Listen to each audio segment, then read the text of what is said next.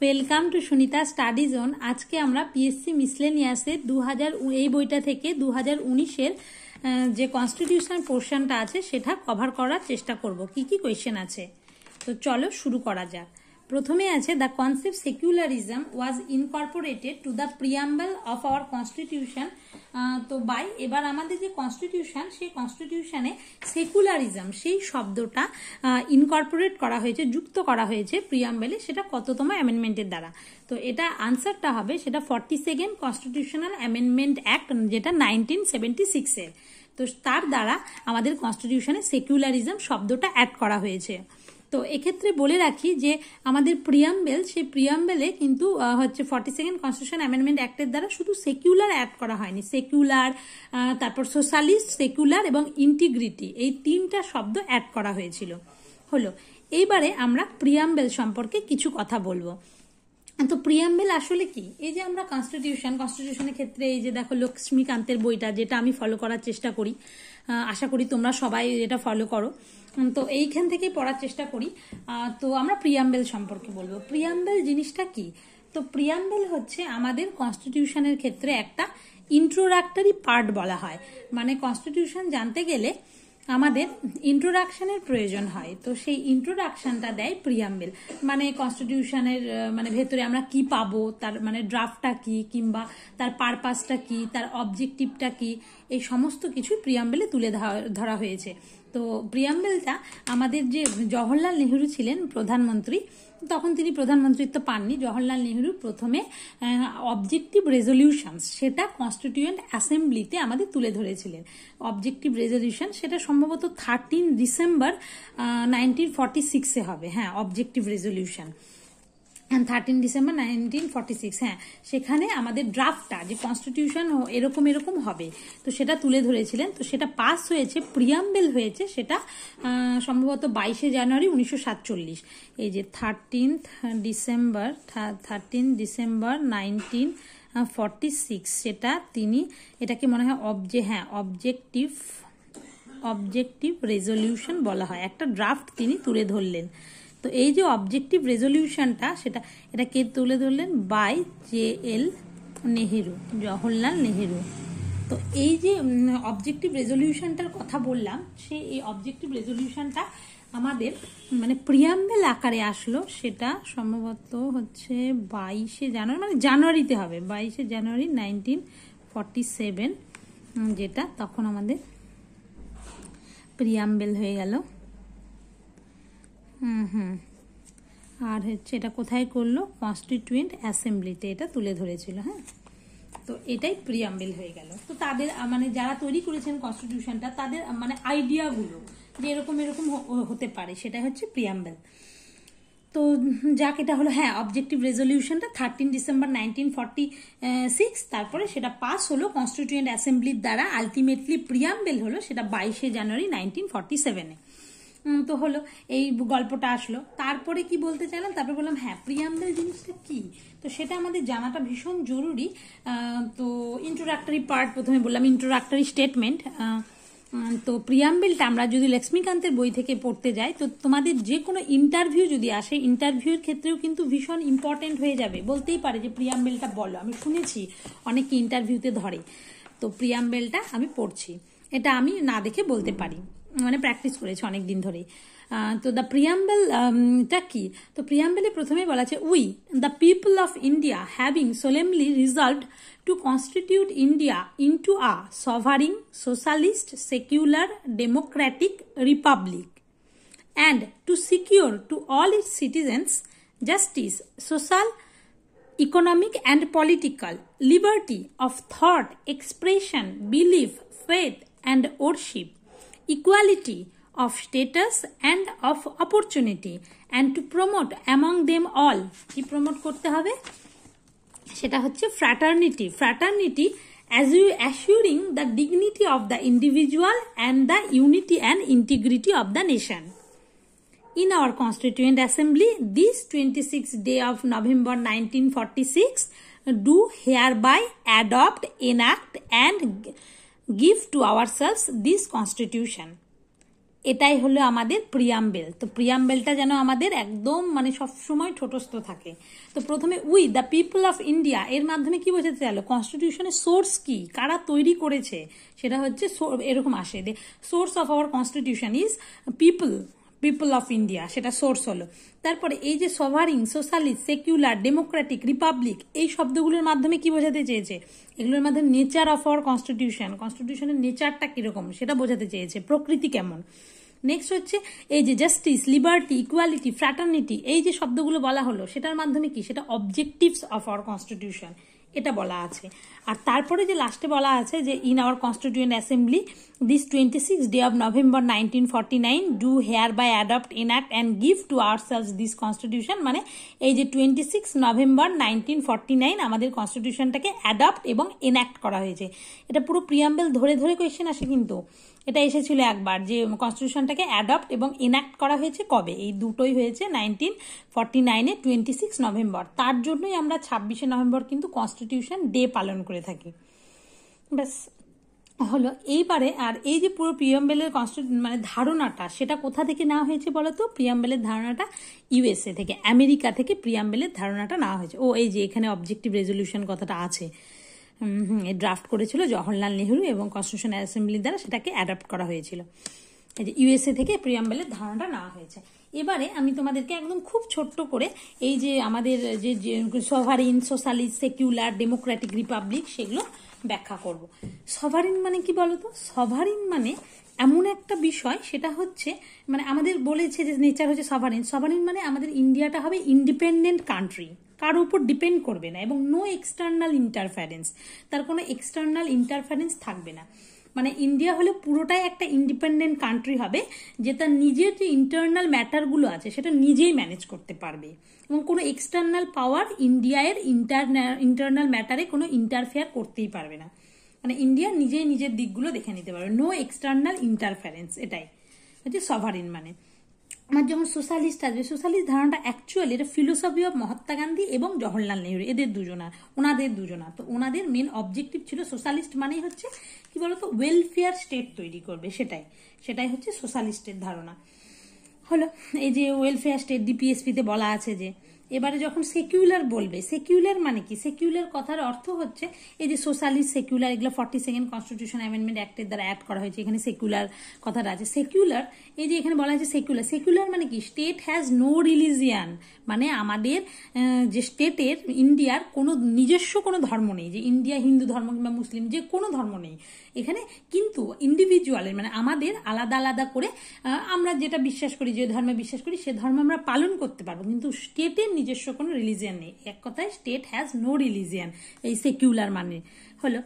আর আরেকটা হচ্ছে আমাদের ফ্রিডম থাকবে, কিন্তু কিসের ক্ষেত্রে ফ্রিডম থাকবে বলতো, আমাদের ফ্রিডম থাকবে ওই যে বললাম যে ইন্ডিভিজুয়ালি আমরা যে কোনো ধর্ম প্র্যাকটিস করতে পারবো, সেই ফ্রিডমটা আমাদের মধ্যে থাকবে। Freedom to practise, profess and propagate, আমরা ধর্মটাকে প্র্যাকটিস করতে পারবো। তা জানো তোমরা যে আমাদের রাইট টু রিলিজিয়ান আছে, সেটা হচ্ছে ফান্ডামেন্টাল, আমাদের যে ফান্ডামেন্টাল রাইটস আছে তার মধ্যে অ্যাড করা আছে। হলো তো সেকুলার কথাটা 42nd অ্যামেন্ডমেন্ট অ্যাক্ট 1976-এ অ্যাড করা হয়েছে। আর তারপর আছে ডেমোক্রেটিক, যেটা আমার ডেমোক্রেসি। সেই ডেমোক্রেসি জিনিসটা কি বলতো, ডেমো কথার অর্থ পিপল, আর ক্রাসি কথার অর্থ রুল বাই দ্য পিপল, মানে গভর্নমেন্ট তৈরি হবে by the will of the people, পিপলের ইচ্ছা অনুযায়ী তৈরি হবে, এবং সেখানে ইনডিরেক্ট রিপ্রেজেন্টেশন হয়, ইন্ডিয়াতে রিপ্রেজেন্টেটিভ ফর্ম অফ ডেমোক্রেসি হয়। আর যে হলো এবার তারপর আরেকটা লাস্ট কি থাকলো, রিপাবলিক কথার অর্থ কি বলতো, আমাদের যে রিয়েল পাওয়ার আছে, আমাদের যে রিয়েল পাওয়ার, সেই রিয়েল পাওয়ারটা প্রাইম মিনিস্টারের কাছে থাকবে। মানে যে রিয়েল পাওয়ার আছে সেটা প্রাইম মিনিস্টার জানে, রিয়েল হেড। আবার নমিনাল হেড সেটা হচ্ছে প্রেসিডেন্ট, আমাদের নমিনাল হেড। তো এরা দুজনই কি হয়, আমাদের যে প্রাইম মিনিস্টার এবং প্রেসিডেন্ট, ওনারা দুজনই কিন্তু ইলেক্টেড হন। হ্যাঁ, তো আমাদের এই যে হেড অফ দ্য স্টেট তারা দুজনেই কিন্তু ইলেক্টেড হচ্ছে, কোনো আমাদের ক্ষেত্রে কোনো হেরিডিটারি মেনটেন করা হচ্ছে না, যে প্রাইম মিনিস্টারের ছেলে প্রাইম মিনিস্টার এরকম কোনো বিষয় না, head of the state must be elected, এটাই মানে হচ্ছে রিপাবলিক কথার অর্থ। এটা কিন্তু খুব আসে, এই দেখো এখানে আছে, the term republic in our preamble indicates that India has an elected head called the president, he is elected indirectly for a fixed period of 5 years। এই যে আমাদের হেড অফ দ্য স্টেট কে, প্রেসিডেন্ট, উনি elected হন, এটাই হচ্ছে Republic কথার অর্থ। তো বিষয়গুলো বুঝিয়ে দিলাম। মানে চেষ্টা করলাম আর কি ছোট্ট করে বলার। আর হচ্ছে আরও অনেক কিছুই বলার আছে, যেমন 42nd অ্যামেন্ডমেন্ট অ্যাক্ট, তোমরা সবাই জানো এটাকে 1970 মিনি কনস্টিটিউশন বলা হয়। এত কিছু অ্যাড হয়েছিল এটার দ্বারা, যেটাকে পুরো মিনি কনস্টিটিউশনই বলা হয়। ইন্দিরা গান্ধীর পিরিয়ডে এসে অনেক কিছু অ্যাড করেছিলেন তিনি, তো অনেক কিছু অ্যাড হয়েছে। পরে যখন কনস্টিটিউশন অ্যামেন্ডমেন্ট আলোচনা করব তখন আমি তোমাদের সাথে চেষ্টা করব বলা। তো প্রিয়াম্বেলটা পুরোটা বলার চেষ্টা করলাম। এবার চলো, the concept social justice is an integral part of, এখানেই পড়লাম জাস্টিস, যখন প্রিয়াম্বেলে পড়লাম না, এই যে জাস্টিস, জাস্টিস মানে কি, social, economic and political justice. এই যে দেখতে পাচ্ছ তোমরা, এই দেখো, মানে এই দেখো justice, social, economic and political. এই প্রিয়াম্বেলটা মুখস্থ থাকলে এখান থেকে অনেক কোশ্চেন চলে আসবে। এই যে এখানেই বলে দেওয়া আছে, the concept social justice is an integral part of the preamble of the constitution. Social, economic and political জাস্টিসের কথা বলা আছে না, সেটাই তো প্রিয়াম্বেল থেকে সেটা হচ্ছে না হয়েছে। এবার যখন বলবে সোশ্যাল জাস্টিস মানে কি, সোশ্যাল জাস্টিস ডিনোট করে যে ইকুয়াল ট্রিটমেন্ট হবে সমস্ত সিটিজেনদের ক্ষেত্রে উইদাউট এনি সোশ্যাল ডিস্টিংশন, মানে কোনো কাস্ট কিংবা কালার, রেস, রিলিজিয়ান, সেক্স এই সমস্ত কিছুর উপর বেস করে কাউকে ডিসক্রিমিনেট করা হবে না, সবাইকে ইকুয়াল ট্রিটমেন্ট করা হবে, মানে সামাজিকভাবে সবাই জাস্টিসটা পাবে, সেটাই হচ্ছে সোশ্যাল জাস্টিস কথার অর্থ। সোশ্যাল, ইকোনমিক এবং পলিটিক্যাল জাস্টিসের কথা প্রিয়াম্বেলে রয়েছে হলো। আর হচ্ছে এই আর কি, এই যে জাস্টিসের কনসেপ্টটা যদি বলে যে সোশ্যাল জাস্টিস প্রিয়াম্বেলে আছে, এই কনসেপ্টটা, এই যে জাস্টিস এগুলো হেন তেন, এই কনসেপ্টটা কোথায় নেওয়া আছে, ইউএসএসআর মানে রাশিয়া, তখন তৎকালীন ইউএসএসআর যেটা ছিল, এই যে ইউএসএসআর থেকে, এখান থেকে জাস্টিসের কনসেপ্টটা নেওয়া হয়েছে। ব্যাস হলো। এইবারে নেক্সট কোয়েশ্চেনে আমরা চলে যাই। এই যে বেসিক স্ট্রাকচার বলেছে, basic structure doctrine has been declared by the supreme court in, basic structure doctrine সেটা সুপ্রিম কোর্টে কোথায় বলা আছে, তো এটা বলা আছে কেশবানন্দ ভারতী কেস। এবারে বেসিক স্ট্রাকচার ডক্ট্রিন জিনিসটা কি বলতো, মানে কনস্টিটিউশনে যখন এই যে কেশবানন্দ ভারতী কেস এসে কি বললো বলতো, বললো কি যে আমাদের কনস্টিটিউশন, প্রথমে তো বলা হলো বিভিন্ন কেসগুলো আছে, তোমরা জানো গোলকনাথ কেস, তারপর কেশবানন্দ ভারতী কেস, মিনার্ভা মিল কেস, তার আগে শঙ্করী প্রসাদ কেস প্রথমে, তো অনেক কেস আছে। তো প্রথমে বলা হয়েছিল যে না, কনস্টিটিউশনকে কেউ অ্যামেন্ড করতে পারবে না। তারপর বলা হলো না, কেশবানন্দ ভারতী এসে বলছে যে না, কনস্টিটিউশনকে আমরা অ্যামেন্ড করতে পারি, কিন্তু বেসিক স্ট্রাকচার যেটা কনস্টিটিউশনে আছে সেটাকে ইনট্যাক্ট থাকতে হবে, সেটাই হচ্ছে কেশবানন্দ ভারতী কেস। এবারে বলতেই পারি আমরা বেসিক স্ট্রাকচারগুলো কি কি, মানে যেগুলো কোর জিনিস কনস্টিটিউশনে, সেগুলো যেমন আমাদের যে হচ্ছে ডেমোক্রেসি, এই জিনিসে হাত দেওয়া যাবে না, এরকম আরো অনেক বিষয় আছে, যে কিছু কিছু বেসিক স্ট্রাকচার আছে, পরবর্তীকালে যদি মানে আমি করি মানে বলি তখন অবশ্যই বলবো, যখন ডিটেলসে বলবো যে এই বেসিক স্ট্রাকচারগুলো আছে। তো এই বেসিক স্ট্রাকচারগুলো কখনো হাত দেওয়া যায় না, মানে কেশবানন্দ ভারতী কেসে বলা হলো তুমি কনস্টিটিউশনটাকে, পার্লামেন্ট চাইলে কনস্টিটিউশনটাকে অ্যামেন্ড করতে পারবে, কিন্তু এর যে ফান্ডামেন্টাল কিছু স্ট্রাকচার আছে সেটাকে ওটা হাত দিতে পারে, সেটাকে ইনট্যাক্ট রেখেই তুমি যা ইচ্ছা করো। সেটাই হচ্ছে এই কেশবানন্দ ভারতী কেসে বলা হলো। যাই হোক, আর তারপরে 1973 কেসটা, এটা মোটামুটি বলা হয় যে লার্জেস্ট বেঞ্চ কিন্তু ছিল এই যে কেশবানন্দ ভারতী, উনি এই রিসেন্টলি মারা গেলেন না, Kesavananda Bharati versus state of Kerala এই কেসটা। এবারে নেক্সট কোশ্চেনে আসা যায়, সেটা রাইট টু নো, এটা is protected under the constitution of India. এই যে আমাদের জানার অধিকার, সেটা কনস্টিটিউশনের কত নম্বর আর্টিকেলে আছে, রাইট টু নো মানে বা রাইট টু ইনফরমেশন, আমরা যে ইনফরমেশনটা পারবো সেটা কত নম্বর আর্টিকেল, এটা লুকিয়ে আছে কিন্তু একটার মধ্যে, আমরা বলতে গেলে যে কোনো একটার মধ্যে পাবো না, এটা আর্টিকেল হচ্ছে এই যে অপশন আর্টিকেল 19(1)(a), তার মধ্যে আছে রাইট টু নো, জানার অধিকার। আমরা জানো রাইট টু ইকুয়ালিটি মধ্যেই আছে আর্টিকেল 14, সেটা রয়েছে, তোমরা সবাই জানো। তারপরে আর্টিকেল 19(1)(c), 20(1) এই সমস্ত কিছুগুলো পরে যখন আর্টিকেল ধরে ধরে আলোচনা করবো তখন বলবো। যেমন 14তে আছে যে ইকুয়ালিটি বিফোর ল এবং and equal protection of law, এই জিনিসগুলো আছে 14তে। তারপরে 19(1)(c) যেগুলো পরপর A B C, freedom to form, মানে আর্টিকেল 19-এ রাইট টু ফ্রিডম আছে, A B C D E এরকম করে করে এফটা বাদ আছে, জি এই পর্যন্ত 6টা 6 ফান্ডামেন্টাল ফ্রিডম আছে আর্টিকেল 19-এ। 6 ফান্ডামেন্টাল মানে 6 ফান্ডামেন্টাল যে রাইটগুলো আছে রাইট টু ফ্রিডমের আন্ডারে, তো 6 ফান্ডামেন্টাল ফ্রিডমের মধ্যে ওই আর্টিকেল 1(a), 1(c) এই সমস্ত কিছু পড়ছে। তো রাইট টু নো কার মধ্যে আছে, আর্টিকেল 1(a) তে আছে। 1(a) তে কি বলা আছে, বলা আছে freedom of speech and expression. আমাদের যে কথা বলার যে মানে অধিকারটা, আমরা কোনো কিছু যে স্পিচ দিতে পারি, আমরা এক্সপ্রেস করতে পারি আমাদের মনে ভাবটা, সেটা আর্টিকেল 1A আছে। আর এর মধ্যেই লুকিয়ে আছে রাইট টু নো, মানে রাইট টু ইনফরমেশন, ওই যে RTI অ্যাক্ট 2005 সেটা হলো। Women and children are protected under the constitution of India in, মহিলা এবং শিশুদের প্রোটেক্ট করা হয়েছে কত নাম্বার? আর্টিকেল 15(3)-তে, 15 ক্লজ 3-তে মহিলা এবং শিশুদের তাদেরকে প্রোটেকশনের কথাটা বলা হয়েছে। আর্টিকেল 15 তোমরা সবাই জানো যে ডিসক্রিমিনেশন করা যাবে না, সেটা আর্টিকেল 15-তে বলা আছে। তো আর্টিকেল 15-তে কি কি বলা আছে? আর্টিকেল 15-তে বলা আছে যে প্রহিবিটস করবে the state to make discrimination as between citizens on grounds of, কিসের ভিত্তিতে তাদের ডিসক্রিমিনেট করা যাবে না? তাদের ডিসক্রিমিনেট করা যাবে না হচ্ছে তাদের religion, race, sex, caste, place of birth, এই সমস্ত কিছু ভিত্তিতে যে তাদের আলাদা করা যাবে না, সেইগুলোই আছে হচ্ছে আর্টিকেল 15। আর তার মধ্যেই 15(3)-তে ওমেন এবং চিলড্রেনদের প্রোটেকশন দেওয়ার কথা আছে স্পেশাল ভাবে। এই যে আর্টিকেল 15(3)টা permits the state to make special provisions for women and children এবং ওমেনদের মধ্যে স্পেশাল প্রভিশনের কথাটা বলে দিয়েছে। আর এই তো মানে যেমন ধরো তোমার এই যে ডাউরি প্রহিবিশন অ্যাক্ট, এটা একটা স্পেশাল মানে মহিলাদের প্রোটেকশন দেওয়ার জন্য অ্যাক্ট, এরকম কত অ্যাক্ট রয়েছে না, এই আর কি। তো তারপরে নেক্সট আমরা যাব, the president shall be elected by the, এবার প্রেসিডেন্ট যে ইলেক্টেড হবে সেই প্রেসিডেন্ট কার দ্বারা ইলেক্টেড হবে? মেম্বার অফ ইলেকটোরাল কলেজের মেম্বারদের দ্বারা প্রেসিডেন্ট ইলেক্টেড হবে। এইবারে শুধু এইটুকু বললে হবে না কিন্তু, তো ইলেকটোরাল কলেজ যে রয়েছে সেই ইলেকটোরাল কলেজটা কে কে নিয়ে গঠিত হয় বলো তো? বললাম তো ইলেকটোরাল কলেজের মেম্বারদের দ্বারা। ইলেকটোরাল কলেজটা গঠিত হচ্ছে আমাদের এই যে হচ্ছে লোকসভার member, elected member of Lok Sabha, Rajya Sabha, আর হচ্ছে স্টেট লেজিসলেটিভ অ্যাসেম্বলি, আর তার সাথে দিল্লি আর পুডুচেরি।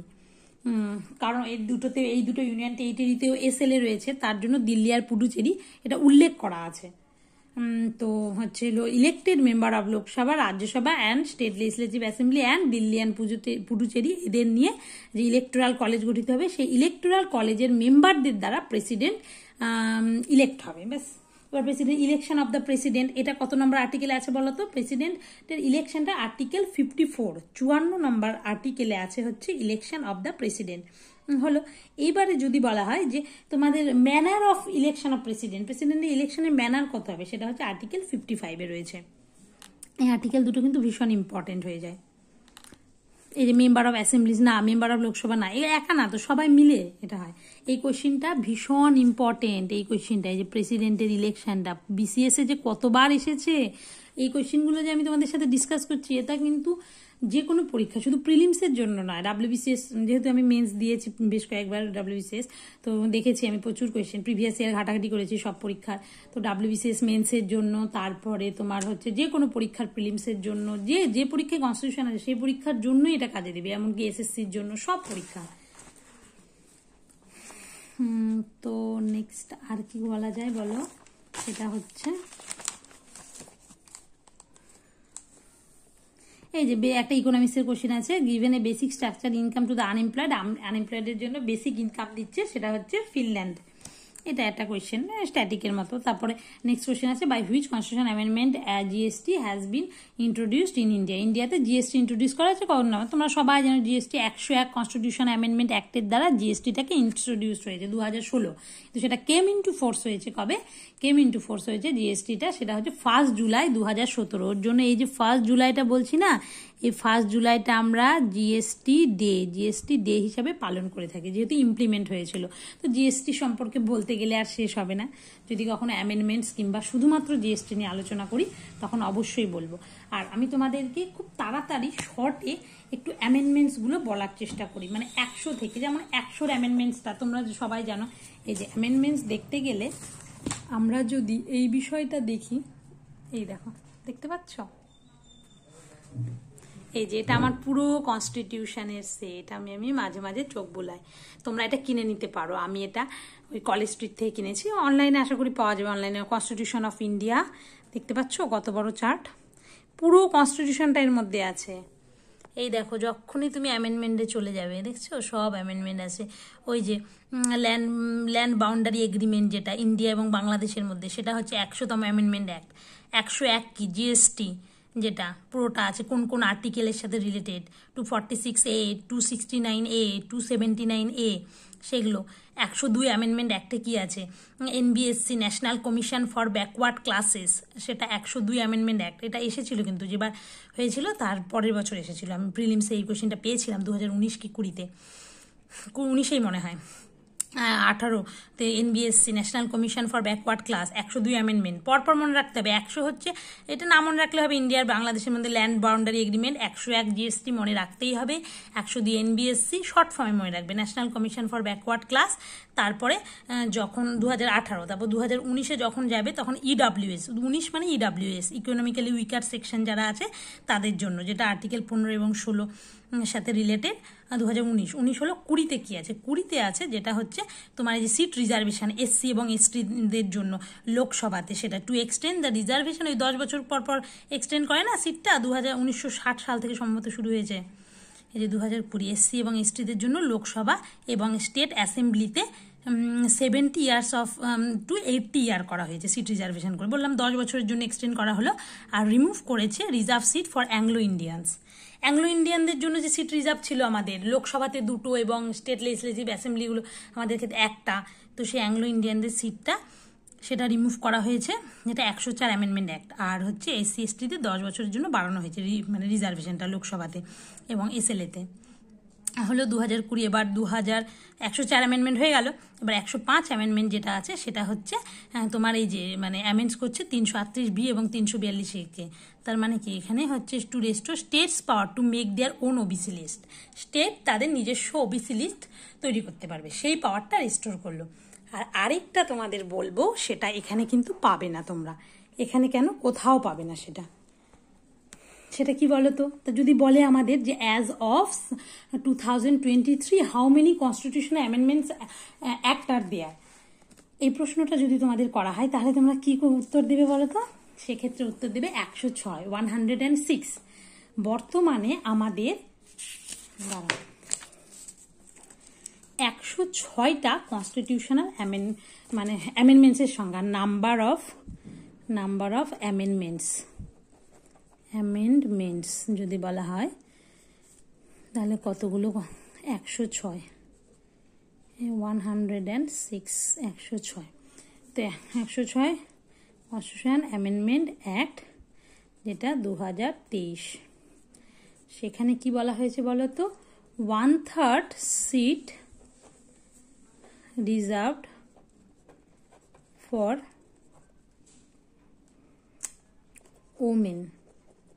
ওমেনদের জন্য লোকসভা প্লাস স্টেট লেজিসলেটিভ অ্যাসেম্বলিতে।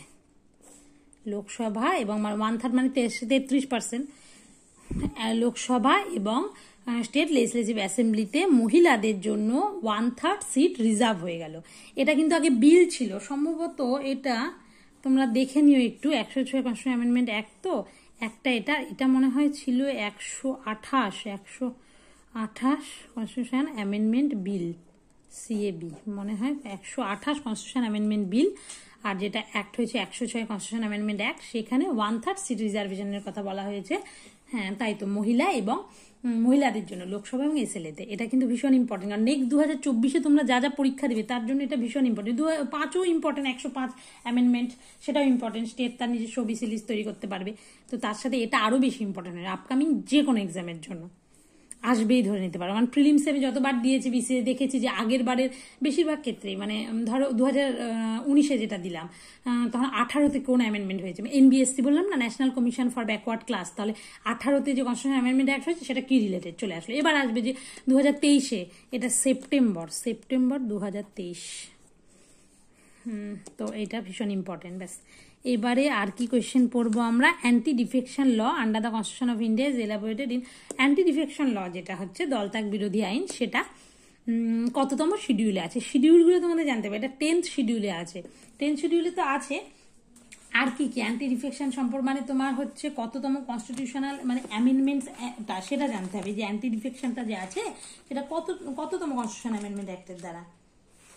সেটা হচ্ছে সম্ভবত 52তম কনস্টিটিউশন অ্যামেন্ডমেন্ট অ্যাক্ট, যেটা রাজীব গান্ধীর সময় হয়েছিল। সেইখানে অ্যান্টি ডিফেকশন সম্পর্কে বলা হয়েছে। এই দেখেছো? হ্যাঁ, এই যে 1985 52nd কনস্টিটিউশন অ্যামেন্ডমেন্ট অ্যাক্ট 1985, এই যে সেটা কি অ্যান্টি ডিফেকশন ল প্রোভাইড করেছে। ডিসকোয়ালিফিকেশন অফ মেম্বার্স অফ পার্লামেন্টের মেম্বারদের ডিসকোয়ালিফাই করে দেওয়া হবে and state legislature on the ground of defection and added a new 10th schedule add করা হয়েছে containing the details in this regard। এই যে মানে অ্যান্টি ডিফেকশন ল সম্পর্কে মানে পার্লামেন্ট এবং এসএল এর মেম্বারদের ডিসকোয়ালিফাই করে দেওয়া হবে তাদের ডিফেকশনের গ্রাউন্ডের ক্ষেত্রে। তো সেটা 10th শিডিউলে অ্যাড করা আছে। তো সেটা কততম অ্যামেন্ডমেন্ট? সেটা 52তম কনস্টিটিউশন অ্যামেন্ডমেন্ট 1985। এটা রাজীব গান্ধীর সময় হয়েছিল। এটা আমি একবার বিসিএস এর প্রিলিমসে দেখেছিলাম যে অ্যান্টি ডিফেকশন লটা সেটা তোমার সে সময় মানে কার সময়কার। তো এই কোয়েশ্চেনটা দেখেছিলাম, তখন আমি আবার এটা মানে খুঁজে তখন দেখলাম যে এই সময়টা রাজীব গান্ধী, মানে তোমাদের যদি প্রাইম মিনিস্টারগুলো মনে থাকে না যে পরপর প্রাইম মিনিস্টার, আমারও যদি সব মনে নেই, তো কিন্তু এটা মনে রাখাটা উচিত। তো এটা যদি মনে রাখতে পারো তোমরা তাহলে কিন্তু খুব মানে ভালো হবে তোমাদের জন্য। যেমন বললাম যে 1985-এ কে ছিল, তারপর যখন মিনি কনস্টিটিউশন 1976-এর ক্ষেত্রে একটা বললাম। তো এটাও কিন্তু খুব মানে গুরুত্বপূর্ণ। যাই হোক, 10th শিডিউল হয়ে এই যে অ্যান্টি ডিফেকশন ল হচ্ছে গণতন্ত্রের রাজনৈতিক দলগুলি নাগরিকদের স্বার্থের প্রতিনিধিত্ব করতে এবং দেশের শাসন ব্যবস্থা গঠনে গুরুত্বপূর্ণ ভূমিকা পালন করে। কিন্তু নির্বাচিত প্রতিনিধিরা দল পরিবর্তন, এই যে দল ত্যাগ মানে দল পরিবর্তন যখন করে, নির্বাচিত প্রতিনিধিরা দল পরিবর্তন করে বা দলীয় সিদ্ধান্তকে অস্বীকার করে, তখন একটি অস্থিতিশীলতা এবং রাজনৈতিক ব্যবস্থার প্রতি জনগণের আস্থা হারাতে পারে। এই ধরনের পরিস্থিতি প্রতিরোধ করার জন্য ভারত সহ অনেক দেশ দলত্যাগ বিরোধী আইন, মানে তুমি যদি দলত্যাগ করো তাই সেই বিরোধী আইন প্রণয়ন করেছে। কারণ কি হঠাৎ করে একটা দলে আছে আর একটা দল পরিবর্তন করলো, তাহলে কি দলীয় সিদ্ধান্তকে অস্বীকার করলো বা নির্বাচিত প্রতিনিধিদের দল পরিবর্তন করলো, তখন তো একটা পার্টির মধ্যে একটা অস্থিতিশীলতা তৈরি হবে না, রাজনৈতিক ব্যবস্থার প্রতি জনগণের আস্থা থাকবে না। তো তার জন্য দলত্যাগ বিরোধী আইন প্রণয়ন করেছেন। এটা 1985 সালে সংবিধানের 52তম সংশোধনী হিসাবে ভারতের দলত্যাগ বিরোধী আইনটা প্রথম প্রবর্তিত হয়। আইনটির লক্ষ্যই ছিল হচ্ছে সংসদ এবং রাজ্য আইনসভার মানে পার্লামেন্ট এবং এসএল এর নির্বাচিত সদস্যদের নির্বাচিত হওয়ার পরে অন্য রাজনৈতিক দলে দলত্যাগ করা থেকে বিরত রাখা, মানে অন্য রাজনৈতিক দলে আবার দলত্যাগ করে দিল।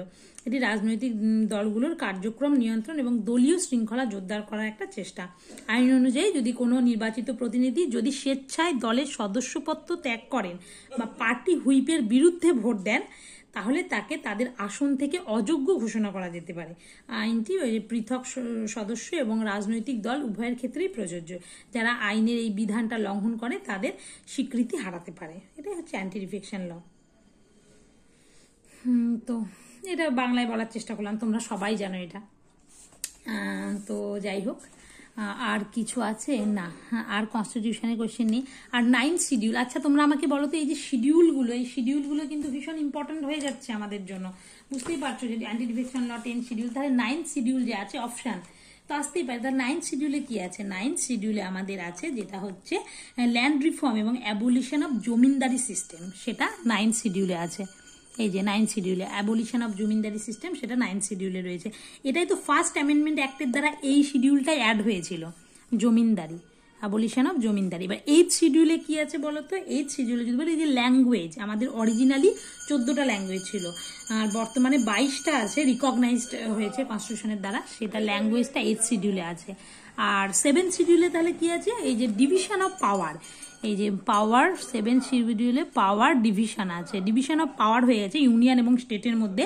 তার মানে ইউনিয়ন লিস্ট, এই যে ইউনিয়ন লিস্ট, স্টেট লিস্ট, তারপরে কনকারেন্ট লিস্ট, এই যে ডিভিশন অফ পাওয়ার, সেটা 7th শিডিউল।